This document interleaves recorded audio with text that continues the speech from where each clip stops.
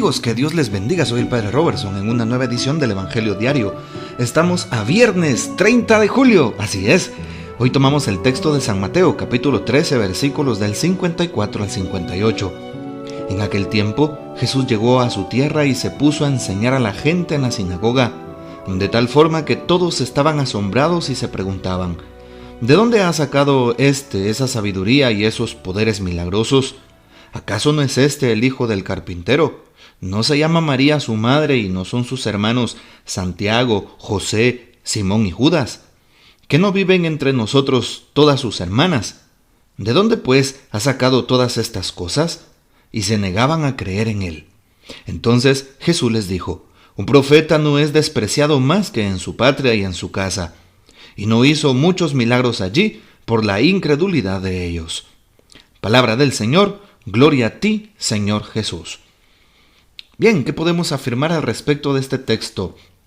En primer lugar, saber que San Mateo tiene como destinatarios los judíos que se han convertido al cristianismo. Y evidentemente hoy San Mateo nos manifiesta este texto al respecto. Siempre hace referencia, siempre menciona pasajes del Antiguo Testamento. Por ejemplo, hoy: un profeta no es despreciado más que en su propia patria y en su casa. Hace referencia al Antiguo Testamento, y por eso es que nos damos cuenta que San Mateo tiene esa peculiaridad, esa característica. Bueno, importante saber que Jesús llega a su tierra. ¿Y a qué se refiere cuando dice Jesús llega a su tierra? Pues bueno, Jesús llega a donde había crecido, a donde había vivido. ¿Y dónde fue este lugar? Nazaret. Ahí Jesús está desde niño hasta que llega el momento de irse de casa para su vida pública, porque él se daba cuenta que era su misión. Por lo tanto, en ese contexto específico de Nazaret es en donde conocen todos a Jesús: sus amigos, sus vecinos, la gente de la comunidad, aquellas personas que van los sábados a la sinagoga, conocían a aquel joven llamado Jesús, conocieron a aquel niño llamado Jesús, aquel adolescente llamado Jesús, aquel joven llamado Jesús, y ahora aquel rabino llamado Jesús, cuando regresa a casa. Pero qué impresionante, porque dice el texto: todos estaban asombrados y se preguntaban: ¿de dónde ha sacado esta sabiduría y esos poderes milagrosos? Hasta ahí vamos bien. ¿Acaso no es este el hijo del carpintero? Ahí vamos mal, porque al inicio se cuestionan: ¿de dónde saca estos poderes? Ojalá que con un signo de admiración pensaríamos eso, pero no. Es una interrogante de incredulidad, una pregunta incrédula, por así decirlo. ¿Y de dónde saca esa sabiduría y esos poderes? Por así decirlo. ¿Y no es este el hijo del carpintero? ¿Y no conocemos a su mamá, que se llama María? ¿Acaso no viven entre nosotros sus hermanos y sus hermanas? ¿De dónde le vienen estas cosas? Como a base de una duda fuerte. Y cuando se habla de una duda es cuando aquellos piensan mal al respecto de esta persona, al respecto de Jesús. ¿Sí? No creen que venga de Dios, no creen que esa sabiduría sea propia. ¿De dónde la saca? Si este es de aquí, lo conocemos, crecimos con él. ¿Acaso no nos decía Dios cuando iba por la calle? ¿Acaso no íbamos juntos a la sinagoga? ¿Y qué nos quiere venir a enseñar? Algo así, por el estilo. Bueno, es importante entonces preguntarnos: ¿qué persona nos enseña sobre Dios? ¿Será que solo lo puede hacer el Papa? ¿O lo puede hacer solamente el obispo o el sacerdote o aquella persona consagrada? Evidentemente que no. Hasta la persona más ingenua, hasta la persona más humilde y más sencilla nos puede hablar de Dios con su vida, con su humildad y sencillez, con su manera de expresarse tan cordial a los demás, con su educación, que muchas veces hay personas que utilizan corbata y no son nada educados al tratar a los demás, y esas personas nos muestran que Jesús está ahí. Y entonces, ¿por qué dudar de la presencia de Dios en aquellos que Él llama, en aquellos que sabemos que han sido tocados en su corazón por la presencia de Dios? ¿Quiénes somos nosotros para juzgar al prójimo?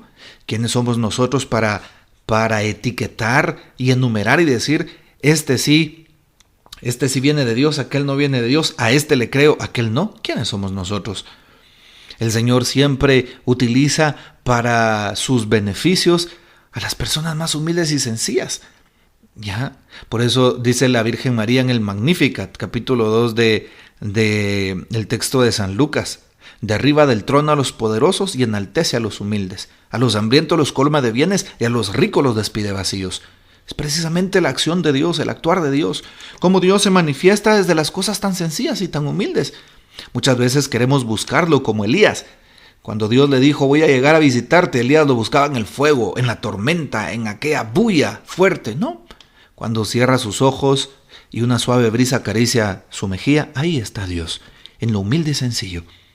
Por eso hoy el Señor nos pide humildad y sencillez para que lo reconozcamos, porque muchas veces el Señor nos puede estar hablando a través de una persona, de una realidad, a través de mi grupo, a través de las circunstancias, y como espero que Dios me hable de maneras tan grandiosas, no me doy cuenta de que me está hablando allí, en la cotidianidad, en los signos de los tiempos. Así es Dios, me habla de esa forma. Por eso debemos de cuidarnos y preguntarnos, ¿por qué Dios me está hablando así? ¿Qué quiere de mí en esta ocasión? Y creerle a Jesús. Ahí en la humildad, Jesús está con nosotros y nos habla. No podemos tomar la actitud entonces de indiferencia, de soberbia, de cuestionamiento de aquellos hombres y de aquellas mujeres que eran sus vecinos, por así decirlo, en la tierra en donde él creció. Más bien, pidámosle al Señor que nos ayude a creer y no a negarnos a creer como aquellos hombres, que nos ayude a confiar de que Él nos habla todos los días y que jamás nos deja solos. Al final del texto, el Señor dice, un profeta no es despreciado más que en su patria y en su casa. Y no hizo ahí muchos milagros porque no creían, estaban incrédulos. Pidámosle al Señor, entonces, que nos ayude a reconocer a aquellos que son auténticos profetas, aquellos que hablan con la verdad, aquellos que buscan la paz, la justicia, la concordia, la solidaridad con el prójimo, aquellos que defienden el bien por sobre todas las cosas y que hablan desde el Evangelio. Esos son los auténticos profetas de hoy, los profetas que Jesús quiere. Y claro, a ti como persona cristiana que te comprometes con Dios desde tu realidad, en casa, en la familia, en la sociedad, en tu trabajo, te van a ver como un falso profeta, aunque seas un profeta auténtico, ¿sí? Hablando de profeta en el sentido amplio de la palabra, por supuesto, un representante de Dios en donde quiera que te encuentres, porque eso somos. Vas a ser despreciado, ¿sí? Te van a dar la espalda, vas a ser señalado, porque hoy defiendas y defiendes los valores del reino de Dios y del Evangelio. Cuando tú defiendes hoy la justicia, vas a ser señalado. Cuando tú defiendas hoy la vida humana, vas a ser señalado. Cuando tú defiendas la familia íntegra como lo presenta el Evangelio, vas a ser señalado. Cuando tú seas una persona que busque siempre la verdad, el mundo de hoy va a querer la mentira, vas a ser señalado. Cuando busques la paz, el mundo va a querer guerra, será señalado. Por eso, un profeta siempre será despreciado allí donde se encuentre, incluso en su casa, en su país, en su sociedad y comunidad. ¿Por qué? Porque no está de acuerdo con el pensamiento del mundo y por lo tanto el pensamiento del mal. Pidámosle al Señor que nos ayude entonces a ser auténticos testigos de su amor en el mundo, aunque nos cueste. Hoy también termino con una reflexión muy breve del Papa Francisco al respecto del texto que hoy estamos viendo. Y justamente el Papa nos habla de cómo la Sagrada Familia de Nazaret se presenta como una familia de trabajadores. Y Jesús mismo era conocido como el hijo del carpintero. Bien lo tenemos presente en San Mateo 13:55 o incluso como el carpintero en San Marcos 6:3. También es propio de la persona humana y expresa su dignidad de ser creada a imagen de Dios. Por eso se dice que el trabajo es sagrado. Causar una pérdida de puestos de trabajo significa provocar un grave daño social. Me entristece, dice el Papa Francisco, cuando veo que hay gente sin trabajo, que no encuentra trabajo y no tiene de esa manera la dignidad de llevar el pan a su casa. El pan es sagrado. El trabajo da dignidad a una familia. Tenemos que rezar para que no falte el trabajo en ninguna familia de nuestra sociedad. Esto lo dijo el 19 de agosto del año 2015 al respecto del texto que hoy estamos tomando. Pidámosle al Señor fortaleza, pidámosle que nos ayude a reconocerlo vivo y firme en el trabajo que vayamos realizando, así como hoy lo mencionan. Este es el hijo del carpintero. Sí, un trabajo que dignifica. Todo trabajo que sea honrado te va a dignificar, te va a honrar y te va a santificar. Hoy también es importante saber que muchos hermanos separados toman este texto para manifestar que María tuvo más hijos, que Jesús tuvo más hermanos, ¿verdad? Claro, esto no le quitaría nada al Señor, ¿verdad? Pero ¿saben algo? En realidad no es así. Desde la doctrina cristiana y desde una auténtica y profunda y seria reflexión teológica y también de las Sagradas Escrituras, ¿sí? ¿Qué podemos decir?